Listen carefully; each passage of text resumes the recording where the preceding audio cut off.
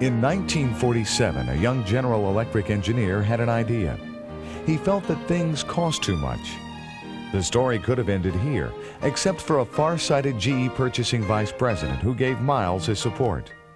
During the next 5 years, Miles put together the world's first system for optimizing cost and function. The system, value analysis, expanded and strengthened as captured the attention of the world. In October 1983, the Society of Japanese Value Engineers invited Miles to visit Japan to present to a Japanese company the Miles Award to recognize excellence in the application of value analysis. On the eve of his 80th birthday, several members and fellows of the Society of American Value Engineers visited with Miles at his home on the eastern shore of Chesapeake Bay to record the story of value analysis. Their motivation: respect for Miles, and a conviction that value analysis is indeed the ultimate methodology for solving problems involving cost and function. What follows are selections from these 3 days of inspiration.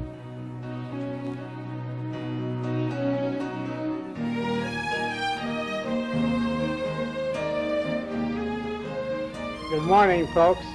I am happy to tell you about the start and the main strength of a new technology that is called value analysis.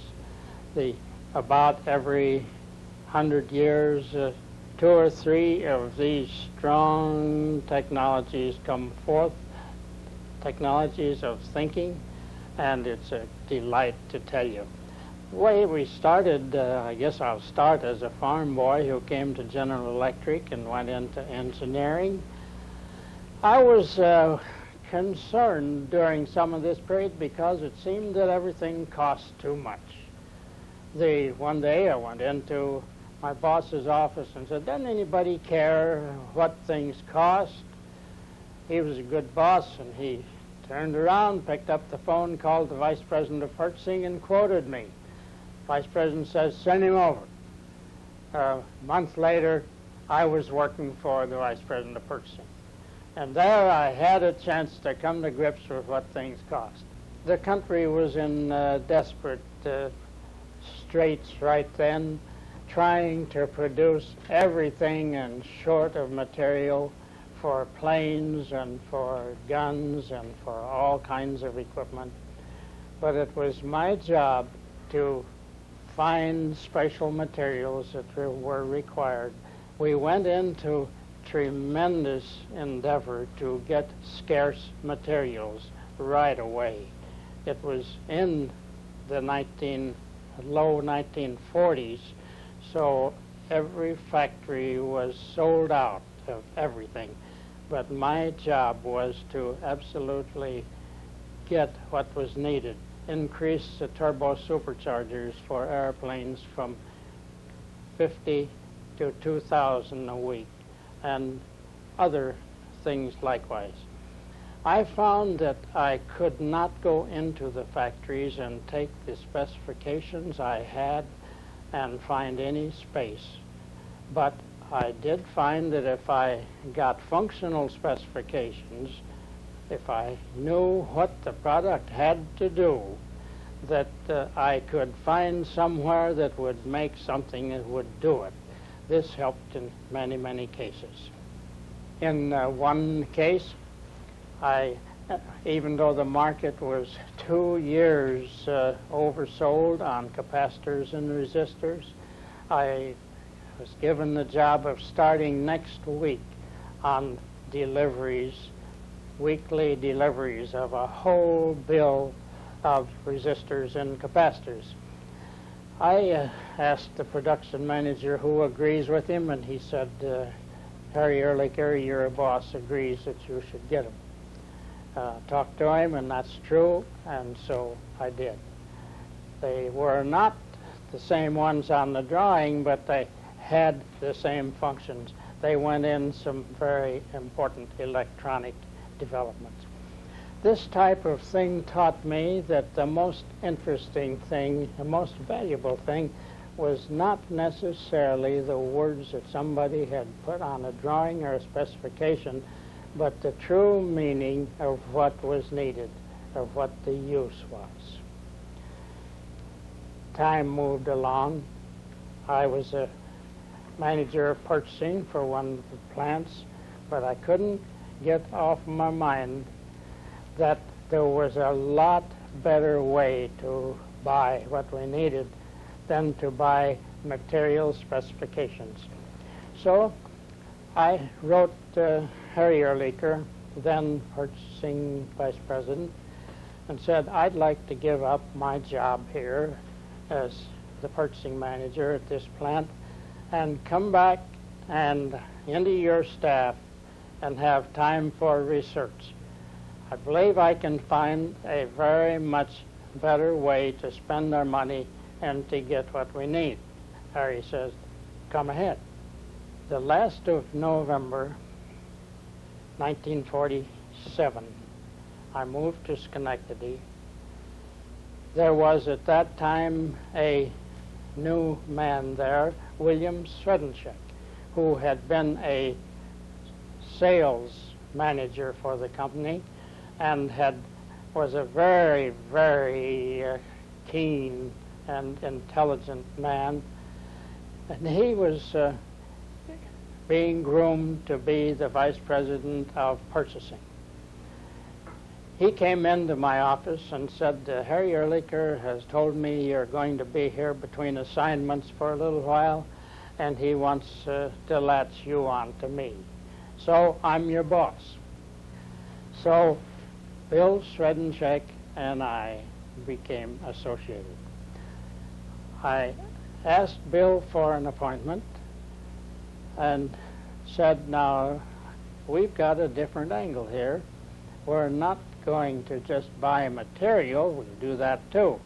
But we have found that if we can buy functional specifications, buy the function instead of just buy a piece of material, it works out a lot better.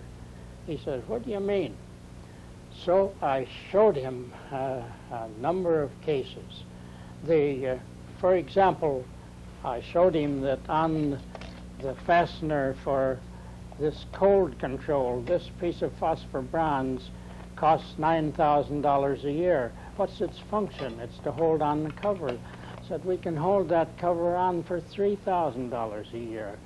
This tubing here costs $50,000 a year. We can buy a tubing that'll do that job, but not to that specification, for $25,000 a year. Bill bought it. And he says, Larry, how are we going to go about it? I said, well, the first thing we have to do is get backing here. I'm going to need some help in the budget. And he said, fine, let's go and see Harry Ehrlicher. So he called Harry Ehrlicher, and we went in and saw him. And we showed him these things, showed him a totally different approach, and Harry Ehrlicher bought it. He set up an appointment with the Vice President of Engineering, Harry Winnie, where I could show him what this was. I showed Harry Winnie the functional approach. So Harry Winnie bought it. Harry Winnie said, this is the best method yet found to help engineers locate and remove unnecessary costs from their product. He says, what are you going to call it? I said, I don't know. What should we call it? He said, it's certainly not cost reduction. He says, it's not cost analysis, it's so much more. It's not function analysis, because we have other things we call that. Says, why don't you call it value analysis? Anything has value if it has the proper function and the proper cost. And those are the two things that you pay attention to. Fine. So, of course, I was overjoyed knowing that I had the support of the enormous engineering profession in General Electric through its top leader. Within the next few days, Mr. Srednicek made an appointment for me with Nick Dushman, the vice president in charge of manufacturing, to whom purchasing at that time reported. I had the 20-minute, Bill and I had a 20-minute appointment. We were over, and it was 2 hours before Dushman would let us away. We showed him examples, we told him how it was done. He listened and he perceived. When we got through, he said, "Larry, I want you to train 1,000 men a year." Now I had a charter. And now I could think in terms of really doing something, and of course the first thing was to get some men, some good people to do it. Bill Srednicek had said, "Larry, whenever you hire a man, get a better man than yourself. Good people know that and do it." So I went to work on that basis.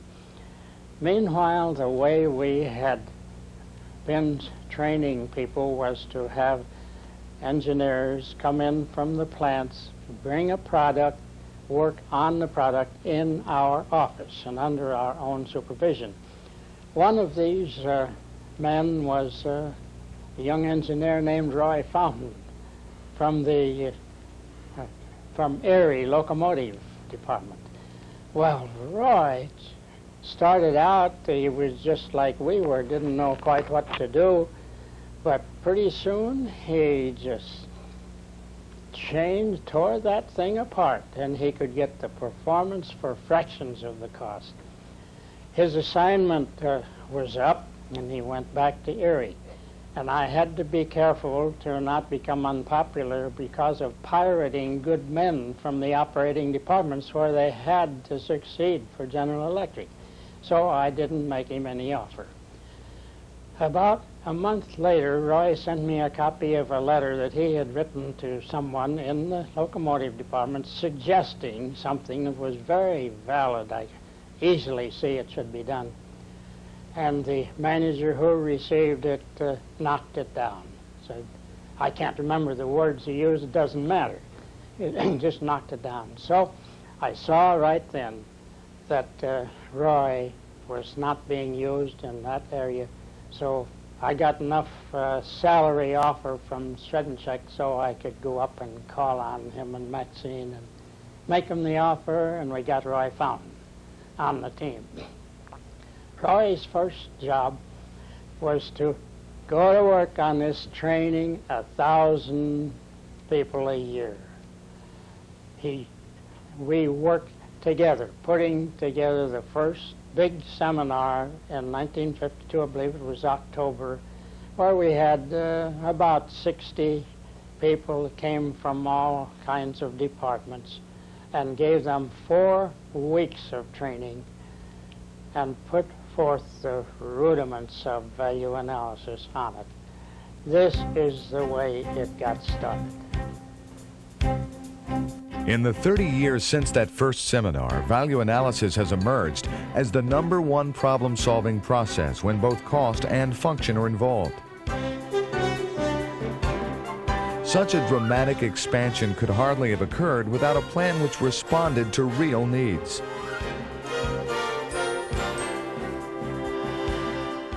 How did the plan evolve? What need did it fulfill?